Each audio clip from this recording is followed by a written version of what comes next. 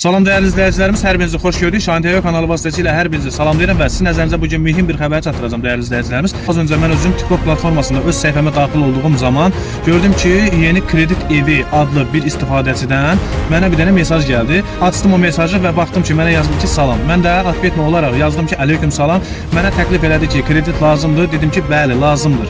Və bu insan mənə yazdı ki, 10 manat depozit üçün pul göndər və vəsiqənin şəklini at və əlavə sənədlər də məndən tələb elədi. Və əlbəttə ki, mən də bu istifadəçinin sözlərinə inanmayaraq və qərara gəldim ki, bu haqda bir video platformada hazırlayaraq yayma verim və bütün əhalinin nəzərinə çatdırım ki, dəyərli izləyicilərimiz. Olar ki, kimsə TikTok platformasında sizə belə bir mesaj yazar ki, kredit lazımdırsa, əlaqə nömrənizi verin, vəsiqənizi verin, hər hansı bir sənəd təqdim eləyin. Belə bir şayələrə inanmamanızı məsləhət bilirəm və aldanmamağınızı məsləhət bilirəm, dəyərli izləyicilərimiz.